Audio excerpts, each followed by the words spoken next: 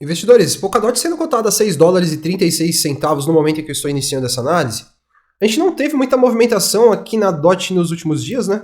Desde a nossa última análise, quando a gente começou a análise, quando a gente fez a nossa última atualização, ela estava dentro desse range aqui que acabou proporcionando para ela uma lateralização dentro de uma região de suporte, né? A gente tem essa região aqui que já se configurou como um suporte importante para Polkadot. Esse nível de preço está próximo aqui dos 6 dólares, né?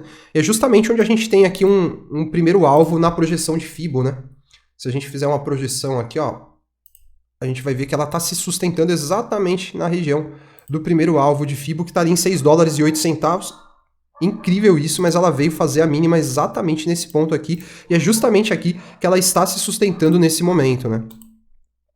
O fato é que essa é uma região que a gente pode considerar uma região de risco aqui para Polkadot, né? Porque ela já testou essa região 1, 2, 3, 4, 5, vamos contar 6, 7 e 8 vezes com essa lateralização aqui, né? Então a gente vê que o mercado está realmente martelando aqui esse nível já próximo ali dos 6 dólares. E a Polkadot sofrendo aí uma pressão vendedora que não consegue fazer com que ela se projete para cima, né? O mercado não tá dando fôlego aqui para Polkadot. Eu entendo aqui pela movimentação, investidores, que seria importante ela romper essa barreirinha de volume local que ela tem aqui na faixa dos 7 dólares, tá? 7 dólares é um número importante para ela vir testar essa regiãozinha aqui, ó, que já vai estar lá nos 9 dólares e 30, tá? Então, esses são os níveis importantes que eu entendo aqui que precisam ser rompidos para a gente imaginar um viés um pouquinho mais otimista aqui para Polkadot. Então, é romper os 7, se consolidar acima dele, para ela ir lá testar os 9, uma região que já tem confluência com esse último topinho que ela deixou aqui, né? E aí, se a gente tem um movimento assim, seria muito positivo, né? Porque a gente pode considerar aqui que a gente teria uma situação de, pelo menos, possibilidade de lateralização se ela tivesse novas quedas, né? A gente poderia ter aqui um canalzinho lateral, certo? Ou até mesmo, no caso do rompimento desse topinho aqui, a gente poderia ter uma situação ainda mais otimista, né? Só que isso aqui já é futurologia. Quando a gente começa a desenhar do lado direito do gráfico, sem a gente ter referências claras do desenho que o gráfico já nos mostra do lado esquerdo, isso às vezes começa a entrar assim no campo meio que do imaginário, né? A gente está tentando imaginar um cenário aqui que pudesse ser um pouco mais otimista para ela.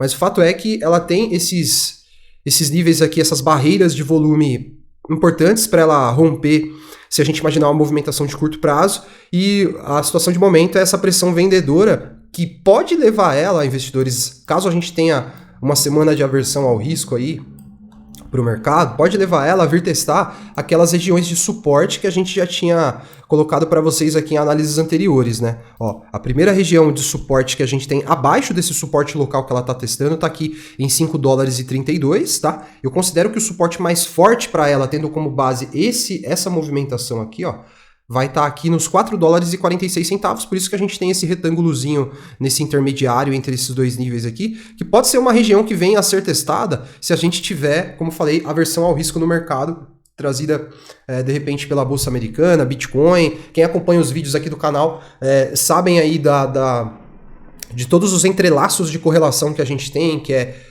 Bolsa Americana correlacionada com Bitcoin, Bitcoin correlacionado com todo o mercado cripto. Então a gente acaba tendo que cascatear as análises e tentar dar uma olhada lá na ponta do iceberg, que no caso tem sido a Bolsa Americana e os indicadores econômicos dos Estados Unidos estão impactando bastante aqui o mercado de criptomoedas. Então tem todos esses fatores, precisa a gente ver essa semana como vai ser para o mercado. Se de repente a gente tem aí um viés um pouco mais otimista, um viés de alívio e recuperação, a gente pode ver então a Polkadot vindo testar esses níveis aqui mais acima, tá? 7 dólares, e aí um cenário mais otimista por um momento aqui, até a região dos 9, quem sabe, né?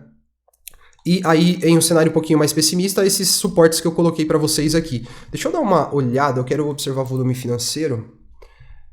Se a gente tem alguma sinalização interessante aqui por volume financeiro, a gente vê que o volume, ele tá estável, né? Ele tá estável, a gente não tem nenhuma indicação interessante aqui por volume financeiro. Deixa eu ver aqui pelo OBV se a gente tem alguma coisa. Espera aí, deixa eu colocar uma escala logarítmica aqui. Investidores, aqui a gente consegue identificar uma situação que pode se configurar em um viés um pouco mais interessante, tá? Por enquanto ainda não, mas ó, se a gente traçar uma linha aqui no OBV, a gente vai ver que ela tá respeitando, tá vendo? Ela fez 1 toque, 2 toques, 3 toques, e ela não rompeu essa linhazinha para baixo aqui no indicador On Balance Volume. E se a gente desenhar uma linha aqui a gente tem aqui uma linha, importante eu salientar, a gente tem uma linha ascendente aqui no OBV, tá vendo? Ó, a gente consegue ver que essa linha é uma linha ascendente, só que aqui no gráfico do preço, se a gente colocar até em um gráfico de linha, a gente vai ver que se a gente desenhar uma linhazinha aqui, ó, a gente vai ter uma linha descendente, né? Então a gente já tá tendo aqui, a gente começa a ver uma divergênciazinha entre o indicador e o gráfico de preço, mas para essa divergência ficar um pouco mais evidente, eu gostaria de ver o indicador fazendo assim, ó, se projetando mais para cima, sabe? Para que isso aqui se configurasse em um fundo confirmado, né? Aí a gente teria uma divergência de alta em um indicador de volume financeiro, algo que poderia ser bem positivo. Mas assim, ainda sem sinais claros aqui, tá? Sem sinais claros. E é isso. Essa é a situação de momento para ela, tá? As nossas análises aqui do canal, elas são sempre baseadas no gráfico diário, porque eu faço a análise e depois espero alguns dias para a gente esperar a movimentação de preço do ativo, né? E a gente vai seguindo assim. Eu volto então a trazer ela aqui no canal nos próximos dias, tá? Se você gostou da análise, não esquece de deixar o like aí para fortalecer o canal. Também de se inscrever para você continuar acompanhando as nossas atualizações. Um abração e até o próximo vídeo.